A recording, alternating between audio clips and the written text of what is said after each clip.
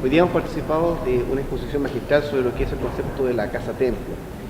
¿Cómo se ve reflejado ese precepto tan propio de la Iglesia protestante en la arquitectura patrimonial de iglesias en Valparaíso? Muy bien.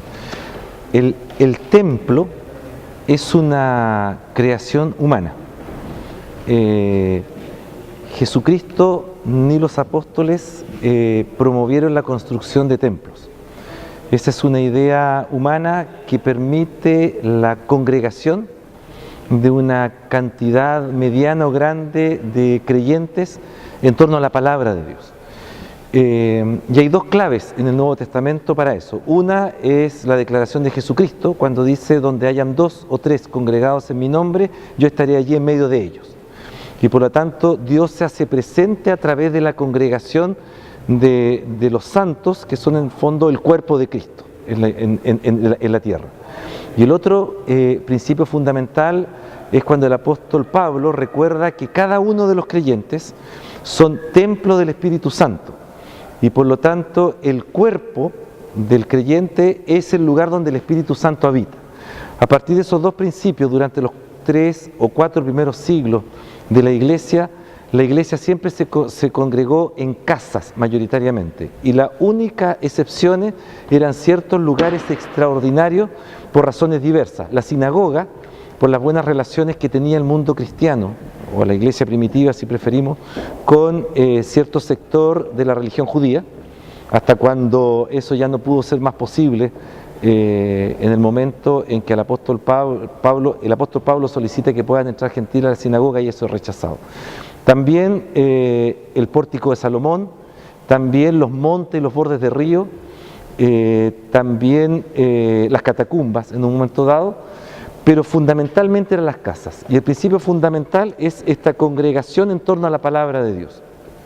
Cuando los cristianos o el cristianismo pasa a ser religión oficial de la Iglesia Católica en el siglo IV, este principio se va a perder porque el Imperio Romano va a regalar las basílicas, que eran lugares de comercio y de finanzas, va a regalar esa basílica a la iglesia, y por lo tanto los cristianos van a entrar por primera vez a estos edificios que progresivamente van a transformar.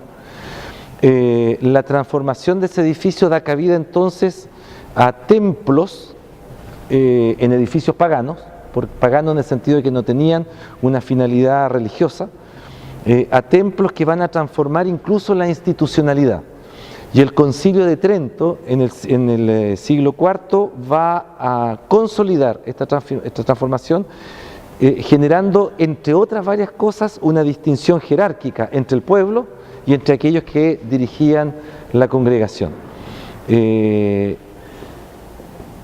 Tanto la Iglesia cristiana de Oriente, que va a comprender que esa no es la orientación exacta, pero fundamentalmente la Reforma, a partir del siglo XV, pero fundamentalmente a partir del siglo XVI, con Lutero, Calvino, Zwinglio, Savonarola y un montón de otros hermanos que llevan adelante la Reforma, van a recuperar este principio fundamental. Y el principio fundamental de la casa-templo, vale decir, de la necesidad de congregarse en torno a la palabra de Dios y no en torno a otra cosa. Y este principio lo van a aplicar en 2 tipos de espacios físicos. Primero, en las basílicas que van a tomar desde la Iglesia Católica y que se las van a apropiar en diferentes principados, ducados y lugares de Europa, fundamentalmente Alemania, primeramente Suiza, también en sectores de Austria, del sur de Francia, del norte de Italia, Holanda, Bélgica y más tarde Inglaterra.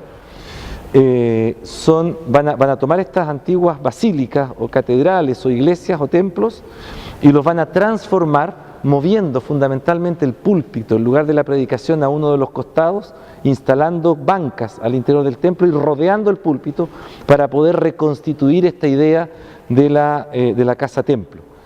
Y por otra parte, construyendo a partir del siglo XVII, fundamentalmente XVIII, construyendo nuevos templos sobre la base de este principio, para decir, la base de este principio de casa-templo. Ahora, este principio de casa-templo tiene 10 grandes configuradores en la arquitectura. Uno de ellos es el altillo perimetral, Pero hay otros, ¿no es cierto?, como la posición del púlpito, la escala del templo, que no sean grandes templos, sino que acotados no más de 600 personas, la altura de la cubierta, que no sobrepasara una altura monumental, etc. ¿Ya? Y lo interesante es que esos principios protestantes, de la Reforma protestante, van a transferirse a diferentes países a través de la Iglesia anglicana. Van a surgir dos grandes movimientos que se van a manifestar en en Estados Unidos grandemente a partir del siglo XVIII, que son por un lado la Iglesia Metodista Episcopal y por otro lado la Iglesia Presbiteriana, y que como tales van a llegar como iglesias misioneras de predicación a Chile, a América Latina en general y a Chile a partir del siglo XIX. Y van a traer estos principios de la arquitectura reformada, de la arquitectura casa-templo. Y en esa época van a llegar en barco, para decirlo de manera coloquial, ¿no? Estos principios van a llegar en barco a través de los misioneros. Tenemos que recordar que los primeros protestantes que llegan post-república, del 1810, 18 hacia adelante, luteranos y anglicanos vienen fundamentalmente como profesores, maestros, cónsules, tienen cargos civiles. Desde Estados Unidos van a llegar las primeras sociedades misioneras, a través de la Union Church, presbiteriano, metodista y otros. Y entonces los presbiterianos y metodistas que llegan a Chile fundamentalmente traen estos principios desde la iglesia anglicana y también directamente los traen los luteranos y van a instalar este principio primeramente en Valparaíso. Valparaíso es la principal ciudad de Chile desde el siglo XIX y hasta el día de hoy, que recoge estos principios de la arquitectura protestante y la instala en diferentes templos de esta ciudad, ¿ya? Que podríamos recorrer en detalle cuáles son esos templos. Y por lo tanto a mí me parece que si hay un patrimonio que Valparaíso tiene y que puede irradiar no solamente a nivel nacional, sino que también en el cono sur de América, es estos templos que salvaguardan estos 10 principios fundamentales arquitectónicos del movimiento reformado, que es una reconstrucción de la iglesia primitiva en la Biblia.